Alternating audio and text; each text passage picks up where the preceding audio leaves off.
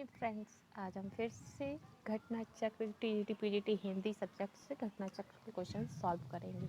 ये क्वेश्चन काफ़ी इम्पोर्टेंट्स हैं। आपका जो जूनियर का टेस्ट आ रहा है उसके लिए भी काफ़ी सब इम्पोर्टेंट है। जिसने भी हिंदी सब्जेक्ट लिया है उसमें ये क्वेश्चन काफ़ी हद तक हेल्पफुल हैं। प्लीज़ मेरे चैनल को लाइक करें, शेयर करें एंड सब्सक्राइब करें। आइए तो हम आज के क्वेश्चनों पर चलते हैं। इसमें आपका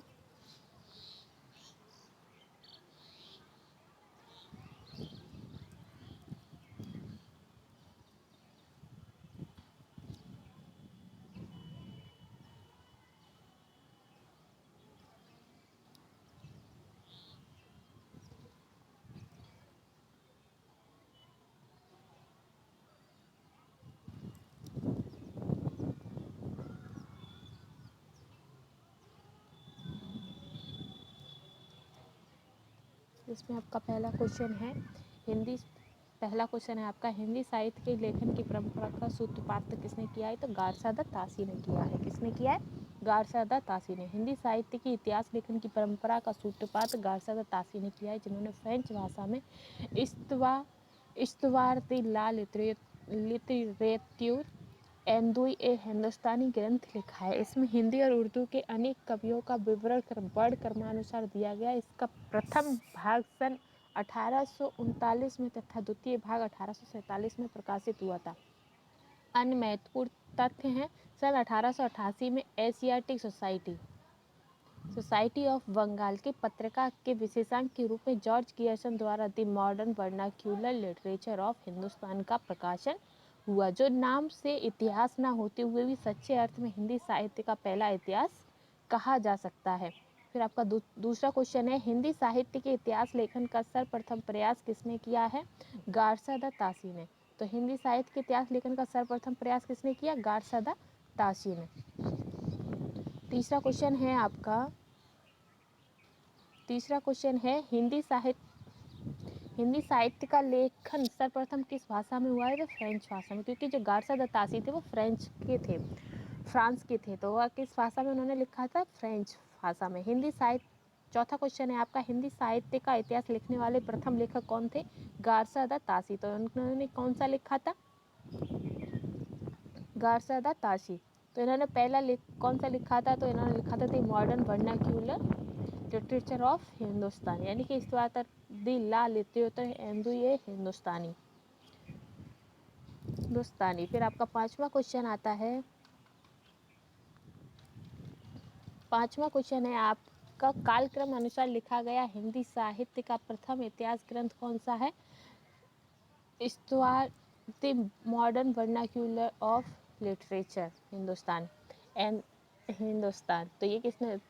छठवां क्वेश्चन है आपका, द एस्तवातर द ला लिटरेचर एंदु ये हिंदुस्तानी नामक हिंदी साहित्य के इतिहास ग्रंथ के लेखक कौन है? गारसादा तासी। कौन है? गारसादा तासी। हिंदी साहित्य का पहला इतिहास किसने लिखा था?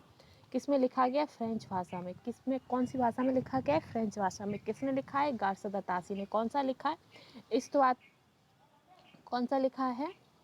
इस्तवातर द ला लिटरेचर एंदु ये हिंदुस्तानी। तो ये लिखा है ए हिंदुस्तानी। फिर आपका आता है आठवां क्वेश्चन, हिंदी का प्रथम व्याकरण लिखने वाले विद्वान कौन है? जोशुआ कैटलर। कौन है? जोशुआ कैटलर।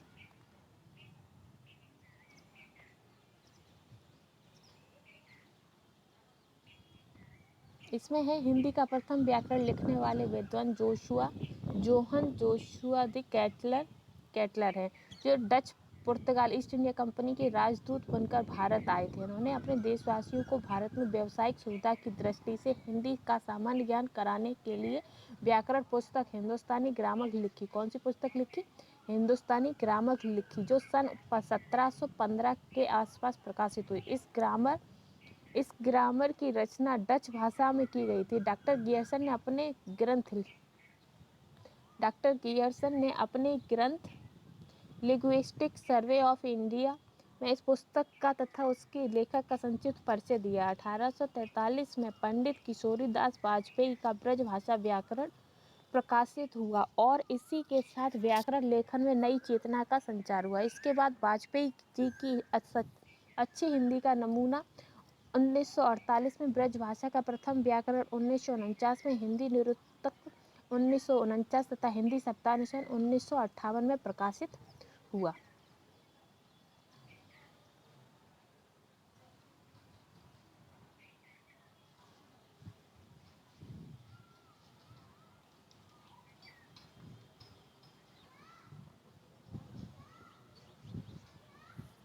नौवां क्वेश्चन है आपका, हिंदी साहित्य के इतिहास को व्यवस्थित रूप देने का श्रेय किसको जाता है? आचार्य रामचंद्र शुक्ल को। हिंदी साहित्य के इतिहास को व्यवस्थित रूप देने का श्रेय आचार्य रामचंद्र शुक्ल को है। इन्होंने हिंदी साहित्य का इतिहास लिखा। कौन सा लिखा? हिंदी साहित्य का इतिहास लिखा है, जो मूलतः नागरी पिचारणी सभा द्वारा प्रकाशित हिंदी शब्द सागर की भूमिका के रूप में लिखा गया था तथा जिसे आगे परिवर्तित एवं विस्तृत करके स्वतंत्र पुस्तक का रूप दे दिया गया तथा अन्य महत्वपूर्ण तथ्य है शिव सिंह सरोज 1883 में लगभग एक सहस्त्र भाषा कवियों का जीवन परिचय उनकी कविताओं के उदाहरण सहित प्रस्तुत करने का प्रयास किया गया। यह शिव सिंह सेंगर के कृत है। जो शिव सिंह सरोज है, ये भी हिंदी साहित्य का इतिहास का है और ये शिव सिंह सेंगर ने लिखा है। फिर जो आपका 10वां क्वेश्चन आता है, रामचंद्र शुक्ल का हिंदी साहित्य का इतिहास मूलतः किस कृति की भूमिका के रूप में लिखा है?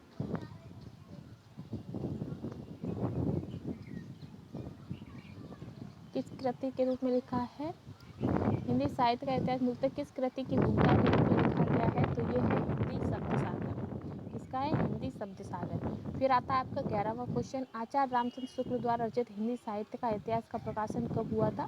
तो इसका प्रकाशन 1929 में हुआ था। कब हुआ था? 1929 में।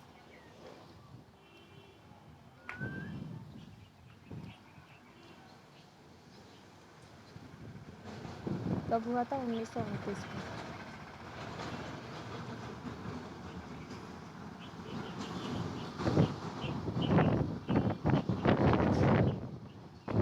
इनमें से वह कौन सी रचना है जो मूल हिंदी शब्द सागर की भूमिका के रूप में लिखा गया था किंतु बाद में उसे स्वतंत्र ग्रंथ भी बना दिया गया? तो वो है रामचंद्र शुक्ल द्वारा ग्रंथ।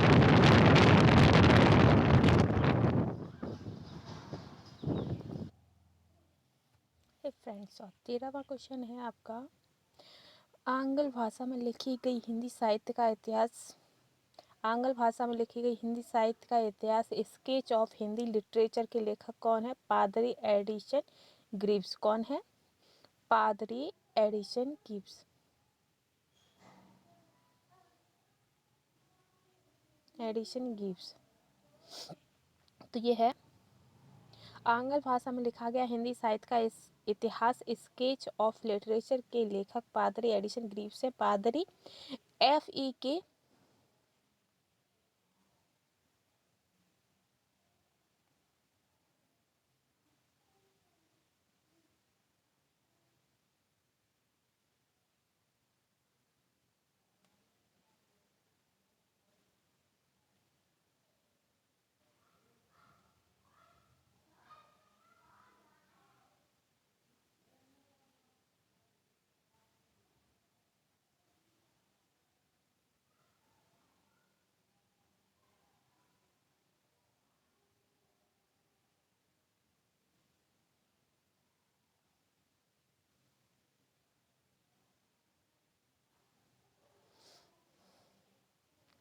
तो इसमें लिखा है आंग्ल भाषा में लिखा गया हिंदी साहित्य का इतिहास स्केच ऑफ लिटरेचर के लेखक पादरी एडिसन ग्रीव्स हैं। पादरी FEK द्वारा लिखित हिंदी साहित्य का इतिहास ए हिस्ट्री ऑफ हिंदी लिटरेचर नाम से प्रकाशित हुआ। The modern vernacular literature of Hindustan के लेखक कौन है? George Grierson. कौन है? George Gierson. गियर्सन 14वां क्वेश्चन है, गियर्सन कृत the modern vernacular literature of Hindustan का हिंदी अनुवाद किसने किया है? डॉक्टर किशोरी लाल गुप्त ने। तो इसमें इसकी व्याख्या है, गियर्सन द्वारा रचित the modern vernacular literature of Hindustan का हिंदी अनुवाद डॉक्टर किशोरी लाल गुप्त ने हिंदी साहित्य का इतिहास के नाम से किया। किस नाम से किया? हिंदी साहित्य का इतिहास। अन्य महत्वपूर्ण तथ्य हैं इसके। किशोरीलाल गुप्त का जन्म 1916 में भदोही उत्तर प्रदेश में हुआ था। ये पंडित विश्वनाथ प्रसाद मिश्र के प्रमुख शिष्य थे। किसके शिष्य थे? पंडित विश्वनाथ प्रसाद के। कौन थे? किशोरीलाल गुप्त। गुप्त जी को विध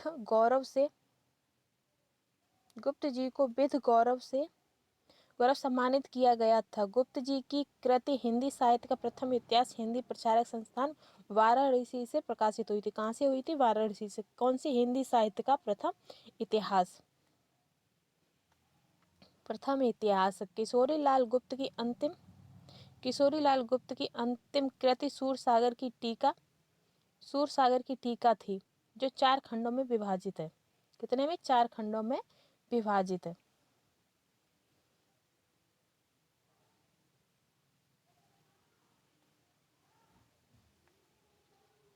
फिर आता है 15वां question. The modern vernacular literature of Hindustan Hindi साहित्य के इतिहास ग्रंथ का लेखक का नाम है द जॉर्ज गियर्सन। क्या है? The George Grierson. The George Grierson. क्या है? George Grierson. फिर आता है आपका 16वां question. The modern vernacular literature of Hindustan के लेखक कौन है? द गार्सा दत्त। George Grierson. कौन है? George Grierson. The modern vernacular literature of Hindustan के लेखक कौन है? George Grierson. फिर आता है आपका 17वां क्वेश्चन। डॉक्टर किशोरीलाल गुप्त ने इनमें से किस ग्रंथ का हिंदी अनुवाद हिंदी साहित्य का प्रथम इतिहास शीर्षक से किया है? तो वो कौन सा है? The modern vernacular literature of Hindustan. कौन सा है? The modern vernacular literature of Hindustan. निम्न। फिर 18वां क्वेश्चन है। इनमें से किस साहित्योतिहासिक ग्रंथ को किशोरीलाल गुप्त ने हिंदी साहित्य का प्रथम इतिहास नाम से अनुवाद करके प्रकाशित किया है? The modern vernacular literature of northern Hindustan. कौन सा है? The modern vernacular literature of northern Hindustan. फिर आपका 19वां क्वेश्चन है।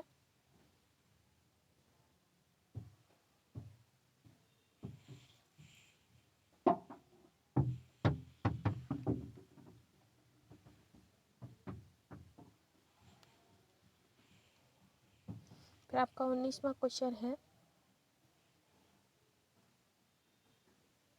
19वां क्वेश्चन है। किस लेखक ने इतिहास ग्रंथ में सर्वप्रथम हिंदी साहित्य काल का विभाजन किया? तो जॉर्ज गियर्सन ने। किसने किया है? जॉर्ज गियर्सन ने। हिंदी साहित्य के इतिहास का काल विभाजन करने वाले प्रथम इतिहासकार जॉर्ज गियर्सन थे। इन्होंने आदिकाल की अंतिम सीमा 1400 ईस्वी तक मानी है। कितने तक मानी है? 1400 ईस्वी तक मानी है। तो ये क्वेश्चन कौन सा है? हिंदी साहित्य के ग्रंथ में सर्वप्रथम हिंदी साहित्य काल का विभाजन किसने किया? जॉर्ज गियर्सन ने किया। इनकी रचना कौन सी है? The modern vernacular literature of northern Hindustan. फिर आपका 20वां क्वेश्चन है। किस साहित्योतिहास के लेखक ने काल विभाजन में कवियों के नाम का सर्वाधिक उपयोग किया है? तो गियर्सन। कौन है? गियर्सन। George Gierson.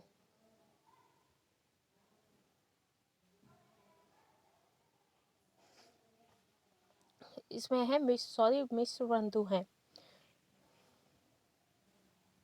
मिश्र बंधु। हिंदी साहित्य इतिहास की परंपरा में मिश्र बंधु ने अपनी कृति मिश्र बंधु विनोद में लगभग 5000 कवियों को स्थान दिया। इसमें 8 से भी अधिक कालखंडों में विभक्त किया। इस प्रकार मिश्र बंधुओं ने काल विभाजन में सर्वाधिक कवियों का उल्लेख किया है। तो मिश्र बंधु विनोद की रचना किसने की है? मिश्र बंधु ने की है। इसमें ये 3 भाइयों का समूह था।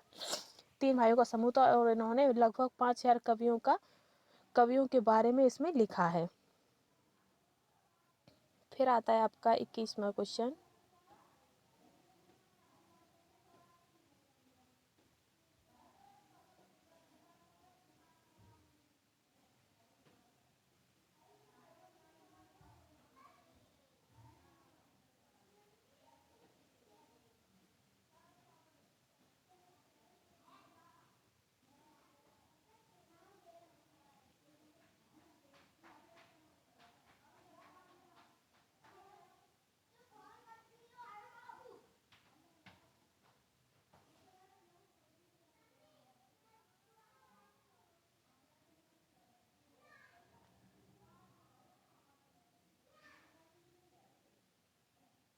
फिर है आपका 21वां क्वेश्चन है, मिश्र बंधु विनोद नाम के हिंदी साहित्य के इतिहास लेखकों के नाम क्या हैं?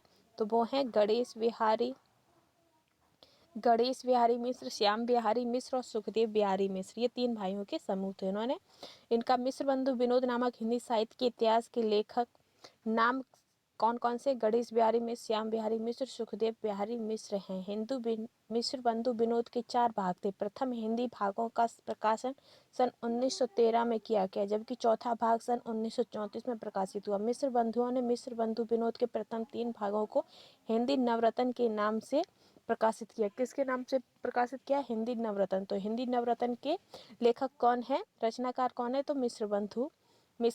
और मिश्र बंधु विनोद में कितने लेखकों का उल्लेख है? 5000 लेखकों का उल्लेख है। फिर आपका आता है दूसरा क्वेश्चन, मिश्र बंधु विनोद का चौथा भाग कब प्रकाशित हुआ? 1934 में। कब? 1934 में। फिर आता है आपका 23वां क्वेश्चन,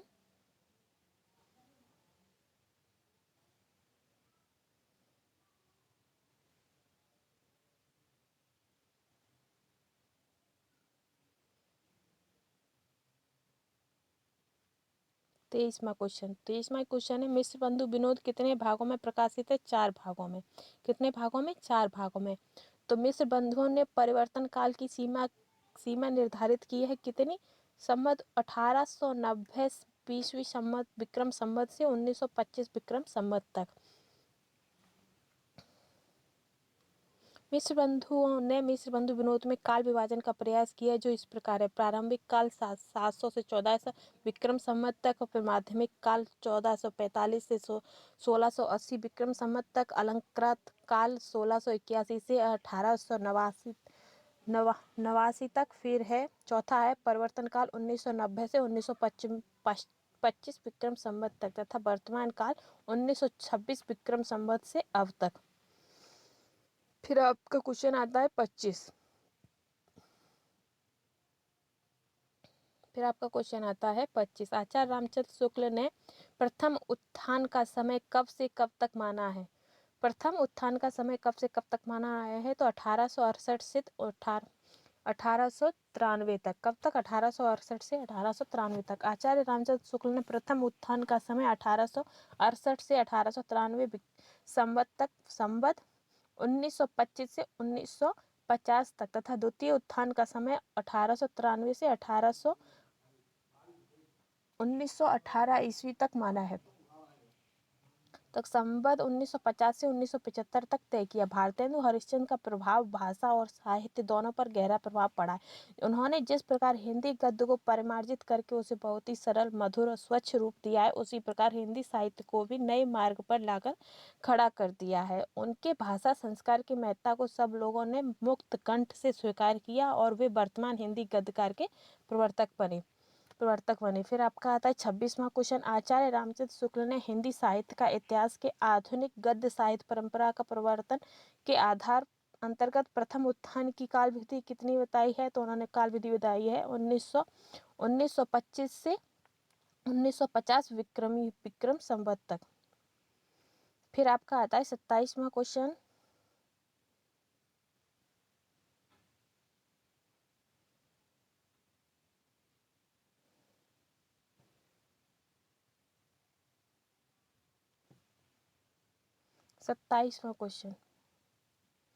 आचार्य रामचंद्र शुक्ल ने द्वितीय उत्थान का समय कब से कब तक माना है? तो वो 1893 से 1918 तक। नागरी प्रचारित सभा की स्थापना कब हुई थी? तो नागरी प्रचारित सभा की स्थापना 1893 में हुई थी। काशी, नागरी प्रचारित सभा की स्थापना कहाँ हुई है? काशी में हुई है। कब हुई थी? 1893 ईस्वी में। श्याम सुंदर दास ने की थी। किसने की थी? नागरी प्रचारित सभा की स्थापना किसने किया है?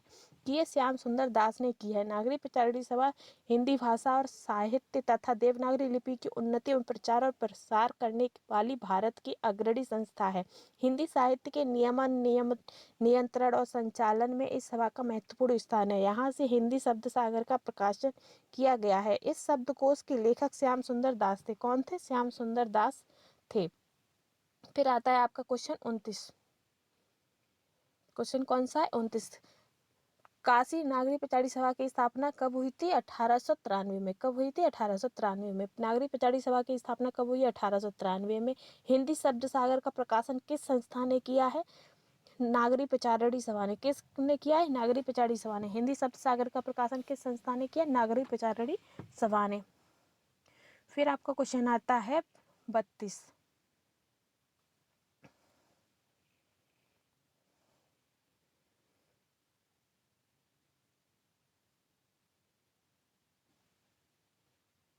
फिर आपका क्वेश्चन है 32। नागरी पचाड़ी सभा के संस्थापकों में कौन नहीं था? तो श्याम सुंदर दास तो थे, पंडित राम नारायण भी थे, ठाकुर शिव कुमार सिंह भी थे। कौन नहीं थे? तो रामचंद्र नहीं थे।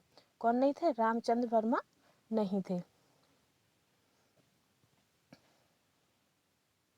रामचंद्र वर्मा नहीं थे। तो इसकी व्याख्या है, नागरी पचाड़ी सभा की स्थापना 16 जुलाई 1993 को वाराणसी काशी में हुई थी, जिसकी स्थापना में बाबू श्याम सुंदर दास, पंडित राम नारायण मिश्र तथा ठाकुर शिव कुमार सिंह जैसी प्रभृतियों को मुख्य योगदान रहा। आचार्य रामचंद्र वर्मा हिंदी के साहित्यकार एवं कोशकार रहे हैं। ये हिंदी शब्द सागर के संपादक मंडल के प्रमुख सदस्य थे। उन्होंने आचार्य किशोरीलाल वाजपेयी के साथ मिलकर अच्छी हिंदी का आंदोलन चलाया और हिंदी का मानकीकरण हुआ। उन्होंने सन 1919 में महात्मा गांधी नामक पुस्तक लिखी। फिर आपका 33वां क्वेश्चन है, फोर्ट विलियम कॉलेज की स्थापना किस वर्ष हुई थी? तो ये हुई थी 1800 में। कब हुई थी? 1800 में।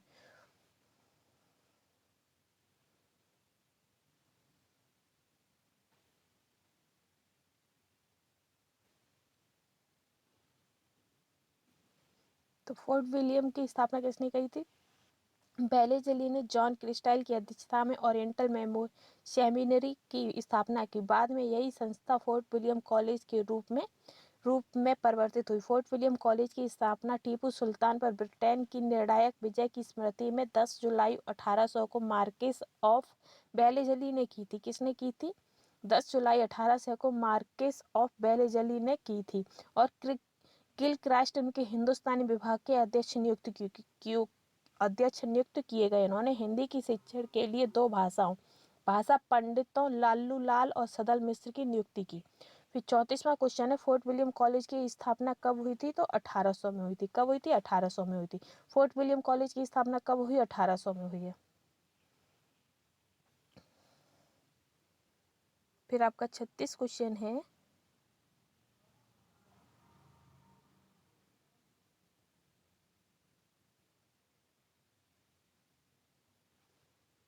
छत्तीसवां क्वेश्चन है, कलकत्ता में स्थापित फोर्ट विलियम कॉलेज के संस्थापक कौन थे?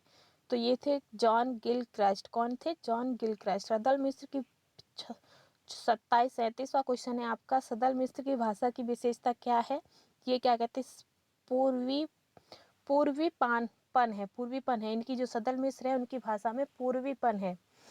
सदल मिश्र बिहार प्रांत के शाहाबाद जिले के ध्रुवभीड़ा गांव के रहने वाले शाकद्वीपी ब्राह्मण थे। इनके पिता का नाम नंदमणि मिश्र था। कलकत्ता के फोर्ट विलियम कॉलेज के हिंदुस्तानी विभाग के अध्यापक सदल मिश्र का प्रारंभिक खड़ी बोली गद्य लेखकों में विशेष महत्व है। कितना कैसा महत्व? विशेष महत्व है। इनके शब्द संगठन और वाक्य विन्यास दोनों में ही ब्रजभाषा, पूर्वी और बंगाल, इन तीनों प्रभाव स्पष्ट लक्षित होता है। अब आपका क्वेश्चन है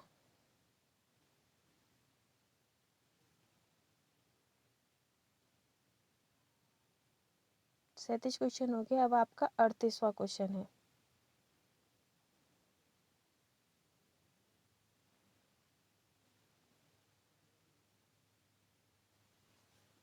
क्वेश्चन कौन सा है? 38। लल्लू जी लाल का सर्वाधिक प्रसिद्ध ग्रंथ कौन सा है? तो इनका ग्रंथ है प्रेम सागर। कौन सा है? प्रेम सागर। प्रेम सागर किसकी रचना है? तो प्रेम सागर लल्लू लाल की है। किसकी है? लल्लू लाल की। फिर आते हैं आप 40वें क्वेश्चन पर। हम आते हैं, रानी केतकी की कहानी के लेखक कौन है? तो ईसा अल्लाह खां। रानी केतकी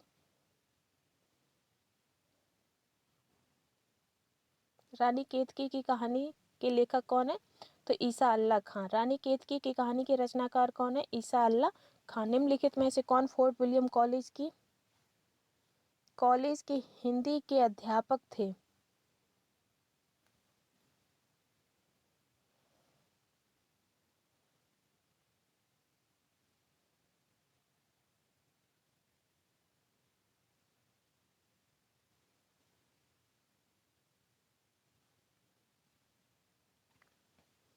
तो 42वां क्वेश्चन है, निम्नलिखित में से कौन फोर्ट विलियम कॉलेज कलकत्ता में हिंदी के अध्यापक कौन थे? तो सदल मिश्र। कौन थे? सदल मिश्र। इनमें से कौन कलकत्ता के फोर्ट विलियम कॉलेज के से संबंधित है? तो वो हैं लल्लू लाल। और ईसा अल्लाह खां रानी केतकी की कहानी लल्लू लाल प्रेम सागर। और नासिकेतोपाख्यान के लेखक कौन है? सदल मिश्र। कौन है? सदल मिश्र। फिर हम आपके पहुंचते हैं 45 नंबर पे, 45। नासिकेतोपाख्यान के लेखक कौन है? तो वो हैं आपके सदल मिश्र। इनमें से सदल मिश्र की रचना कौन सी है? नासिकेतोपाख्यान। ये टीजीटी की परीक्षा के सभी इंपॉर्टेंट क्वेश्चन है, वन लाइन है। उदयभान चरित के लेखक कौन है? ईसा अल्लाह खान। और ईसा अल्लाह खान की एक और रचना है रानी केतकी की कहानी। फिर हम आते हैं आपके, हमारे 50 क्वेश्चन कंप्लीट होने वाले हैं।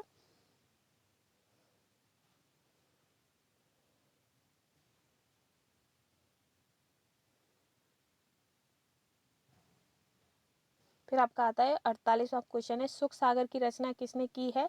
तो सदा सुख लाल ने। और लल्लू लाल की है प्रेम सागर। और सुख सागर है सदा सुख लाल की। सुख सागर का विषय क्या है? सुख सागर का विषय है विष्णु पुराण के उपदेशात्मक प्रसंग, जिसकी व्याख्या है डॉक्टर नगेंद्र अपनी पुस्तक हिंदी साहित्य का इतिहास में लिखते हैं कि मुंशी सदा सुख राय निसार जिनके नाम से सुख सागर शीर्षक ग्रंथ का उल्लेख प्राय सभी इतिहास पुस्तकों में किया गया है। सुख सागर शीर्षक किसी ग्रंथ के रचयिता नहीं, अब तो सुख सागर उनका उपनाम था। विष्णु पुराण या भागवत पुराण का मुंशी जी ने पधा अनुवाद किया है। इनकी अन्य दो गद्य रचनाएं अवश्य प्राप्त है, सुरासुर निर्णय और वर्तिका। अब आपका आता है 50 वाला क्वेश्चन और हमारा आज का टारगेट कंप्लीट होगा। बाकी के फिर हम अपने 50 क्वेश्चन कंप्लीट करेंगे। तो 50वां क्वेश्चन, भाषा योग वशिष्ठ के लेखक कौन है? तो राम प्रसाद निरंजनी। भाषा योग विशिष्ट के लेखक कौन है? राम प्रसाद निरंजनी। भाषा योग विशिष्ट के लेखक राम प्रसाद निरंजनी है। यह ग्रंथ संवत 1768 में लिखा गया है। इसे रामचंद्र शुक्ल ने खड़ी बोली में लिखा गया था। बहुत साफ सुथरा ग्रंथ बताया है। अब तक पाई गई पुस्तकों में भाषा योग विशिष्ट सबसे पुरानी है, जिसमें गद्य अपने परिष्कृत रूप में दिखाई पड़ता है। इसे रामचंद्र शुक्ल ने खड़ी बोली का प्रथम ग्रंथ माना है। तो खड़ी बोली का प्रथम ग्रंथ रामचंद्र शुक्ल ने किसे माना है? तो भाषा योग विशिष्ट को। इसकी भाषा गुरुमुखी लिपि से मिलती जुलती है। हे फ्रेंड्स, आपका 50 क्वेश्चनों का टारगेट कंप्लीट होता है। अगर आपको मेरा चैनल और ये चीज़ पसंद आती है तो प्लीज़ मेरे चैनल को लाइक करें, शेयर करें एंड सब्सक्राइब करें। Thank you.